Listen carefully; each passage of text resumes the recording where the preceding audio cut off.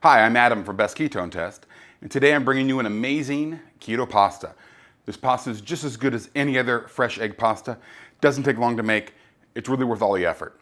Before we get into the recipe, let me offer some explanation. The recipe does use wheat. The first ingredient in the flour we're using is vital wheat gluten. I know some people in the keto world are opposed to using any type of wheat. It's totally fine. At the end of the day, keto is a biological state. Your body will go into ketosis if you eat a very low level of carbs, regardless of where those carbs are coming from. So if this recipe isn't for you, that's okay. If you are just looking for a keto recipe that tastes amazing, let's get to it. This flour is 4 grams of net carbs for 30 grams. So with the entire recipe, it is 32 net grams of carbs, and it yields about 4 servings of pasta. This pasta recipe is very simple. If you've ever made fresh egg pasta before, you'll be ahead of the game here because it's exactly the same. We're going to weigh out 240 grams of our King Arthur keto wheat flour, and then we're going to add 3 eggs to this mix. For this amount of dough, in a regular recipe, we would be using 2 eggs, but the flour really soaks up the liquid, so we're going to use an extra egg here.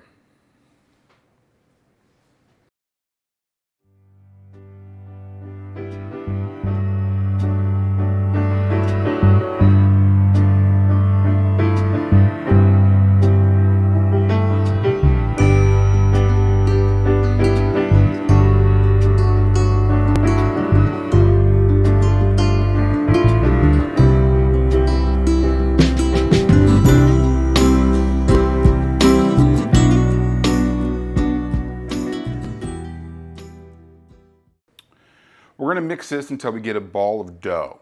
I'm using eggs for my chicken, so they are probably a little bit smaller than what you get at the grocery store. If the dough is still a little dry, you're going to wet your hands with some water and go back to working the dough. This will help bring it all together. Be careful not to add too much water. It'll get really sticky and kind of slimy. The one difference between regular fresh pasta and our keto version is the gluten. Regular fresh pasta requires a lot of kneading to work the gluten, but our flour has gluten as the first ingredient, so we don't need to do all that kneading.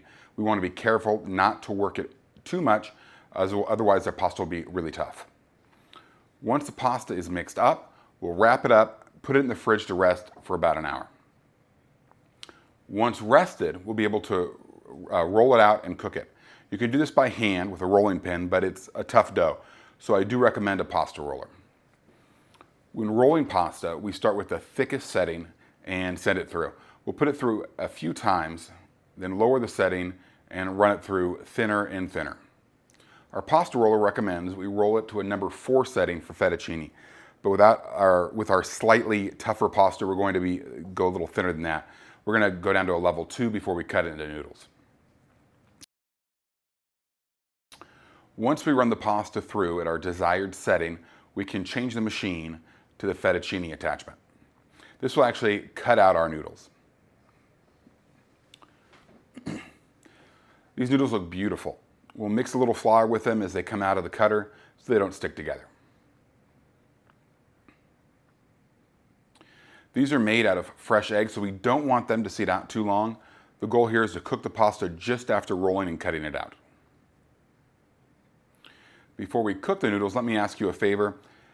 If you're finding this content helpful and you want to get more awesome keto recipes and help support us here at Ketone Test, please subscribe to the channel, click on the notification bell, and let's get back to cooking some pasta. When boiling the pasta water, you want to make sure that you have enough water. The pasta absorbs water. It also helps dilute the starch, so plenty of water here. Just like regular pasta, we want to season the water with plenty of salt. As my instructor at culinary school would say, it should taste like the ocean. Also, I add a little bit of lemon juice to my water. Tap water, well water, tends to be a little alkaline, and that can make the pasta sticky. So adding lemon juice will help lower the pH. It'll help keep things nice and smooth. The pasta needs to cook for about 4 to 5 minutes. To test for doneness, I pull one out and try it. There really is no other better way to check for each batch. Is going to be a little bit different, so you're going to have to try it every time. Once done, strain it through a colander, mix it with some olive oil to keep it from sticking. I pulled mine out with tongs since I was cooking some regular non-keto pasta for my kids as soon as I got mine out, but just throwing it in a colander is best. You can top this with any of your favorite keto pasta sauces and you're all set. Amazing Italian food, sticking with your macros. Thanks so much for watching. The full recipe is in the description. Please leave any comments down below. Thanks for your support. We'll see you on the next video.